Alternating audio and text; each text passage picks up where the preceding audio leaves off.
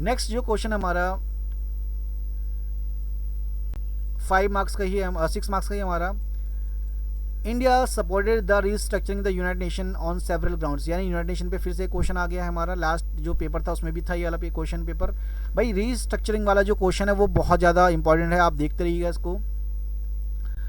The statement with the 3 suitable argument, यानी आपको इस पे जो है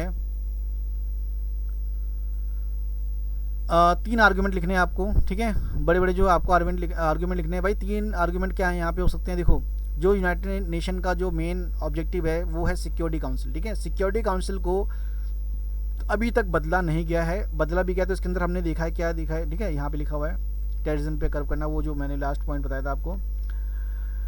इंडिया हमेशा सपोर्ट करता है भाई यूनाइटेड नेशन के अंदर जो है परमानेंट मेंबरशिप, यानी उसमें अंदर बढ़ना चाहिए सिक्योरिटी काउंसिल के अंदर। किसके अंदर बढ़ना चाहिए, सिक्योरिटी काउंसिल के अंदर, ठीक है। क्योंकि उसके अंदर आज भी 5 मेंबर के पास वीटो पावर है। किसके अंदर पावर है भाई, वीटो पावर किसके पास है, 5 कंट्रीज के पास।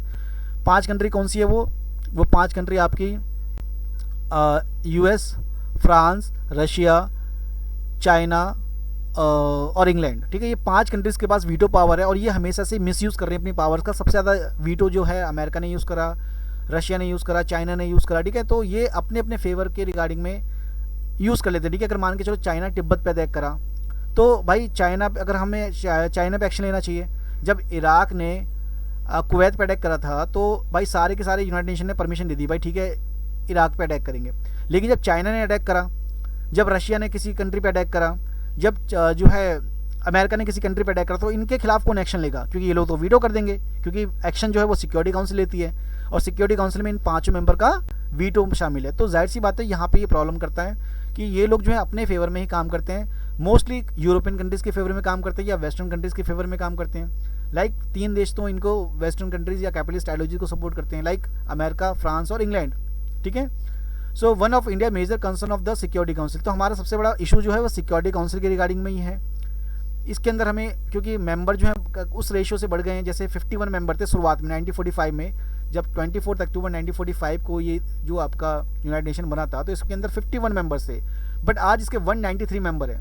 तो क्या 193 मेंबर जनरल असेंबली में है, जनरल असेंबली में 193 मेंबर है, बट सिक्योरिटी काउंसिल में आज के आज भी 5 के 5 ही मेंबर हैं। ऐसा क्यों है भाई, इसका बदलाव होना चाहिए। तो ये भी इनका मेन आर्ग्यूमेंट है। It also argued that it can be expand the council, यानी काउंसिल यानी वही एक्सपेंड होना चाहिए उसके मेंबर को। मैंने आपको पहले ही बता दिया कि भाई इसके मेंबर को एक्सपेंड करना चाहिए, क्योंकि वो वर्ल्ड को रिप्रेजेंट नहीं करता, यानी वो सभी वर्ल्ड को रिप्रेजेंट नहीं करता। यानी इसमें अफ्रीका से एक भी मेंबर नहीं है, सिक्योरिटी काउंसिल के अंदर में अफ्रीका से एक भी मेंबर नहीं है, वो नॉन परमानेंट मेंबर में आता है। परमानेंट मेंबर में अफ्रीका से एक भी मेंबर नहीं है, ऑस्ट्रेलिया से एक भी मेंबर नहीं है, लैटिन अमेरिका से एक भी मेंबर नहीं है, एशिया से एकमात्र मेंबर है वो है China.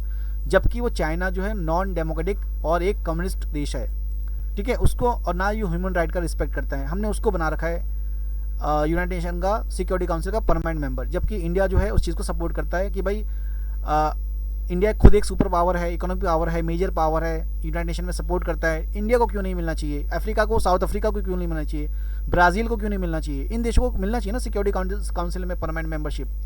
India support the increase the number of both permanent non permanent member, यानी इंडिया चाहता है कि भाई दोनों में डेवलपमेंट होना चाहिए, बढ़नी चाहिए, एक्सपेंशन होनी चाहिए, किसका, परमानेंट मेंबर का और नॉन परमानेंट मेंबर का।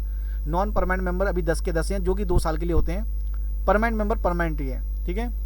It also believe the security council should be have the more developing countries. मैंने वही बात बार बार आ रही है कि भाई मेंबर बढ़ाओ, मेंबर बढ़ाओ, मेंबर बढ़ाओ, किसके मेंबर बढ़ाओ, डेवलपिंग कंट्रीज के, यानी एशिया के, अफ्रीका के, लैटिन अमेरिका के। India want offer the candidature of हाँ, इसके अलावा बहुत और भी मेंबर हैं, लाइक ब्राज़ील एक बहुत सुपर पावर है, जापान बहुत ज़्यादा सपोर्ट करता है, जर्मनी बहुत ज़्यादा कंट्रीब्यूट करता है, साउथ अफ्रीका है, इंडिया खुद एक है देश अपना। तो इन देशों को क्यों नहीं दिया जा रहा है परमानेंट मेंबरशिप, ठीक है। तो इनको सपोर्ट करता है इंडिया। समझ में आ गया आपको क्वेश्चन ये।